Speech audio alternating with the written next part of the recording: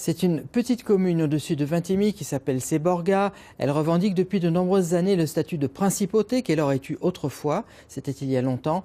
Il y a donc un prince, très officiel, mais depuis quelque temps un rival. C'est autoproclamé sur Internet et depuis, l'ambiance n'est plus tout à fait la même. À Seborga, Chantal Fazi et Frédéric Tissot. Une guérite sans garde à la frontière, des drapeaux bleus et blancs aux couleurs de la principauté. Ici, les touristes peuvent même croiser le prince de Seborga au détour d'une rue. Voilà. C'est un grand honneur de vous rencontrer. Merci. Dans ce village charmant. Merci. On a eu la chance de voir le prince ce matin, donc voilà, on est bien tombé, le bonjour. Ce folklore autour de la principauté, du prince et tout ça, c'est quand même c'est un côté humoristique c'est un peu décalé, quoi. Folklore ou publicité, depuis 60 ans, les Séborgais revendiquent leur indépendance et ils élisent un prince tous les 7 ans. C'est la deuxième fois que Marcello Ier et son gouvernement sont plébiscités. L'année passée, ils sont presque 200 qui ont eu le droit et c'est 182, je pense, qui sont allés à faire la préférence, c'est-à-dire presque le 80% des électeurs.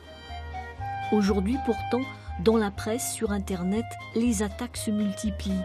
Deux Français, les frères Muth, se sont ainsi autoproclamés rois et chanceliers de Seborga et ils multiplient les rencontres avec les pays africains. C'est très grave pour nous, parce qu'après il faut expliquer que ça n'a rien à voir avec Seborga.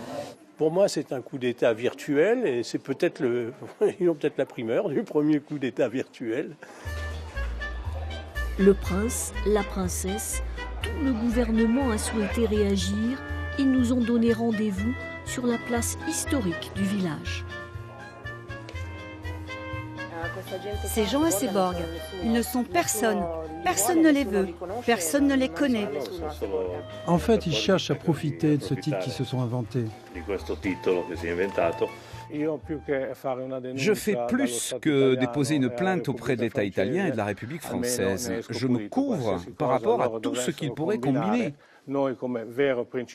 Car nous, vrais princes élus Marcello Ier, prince de Seborga, déclinons toute responsabilité par rapport à M. Muth.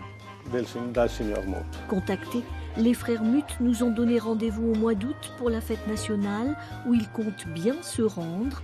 Un beau duel en perspective entre les deux princes, le réel et le virtuel. Seuls les Séborgais pourront y mettre un terme.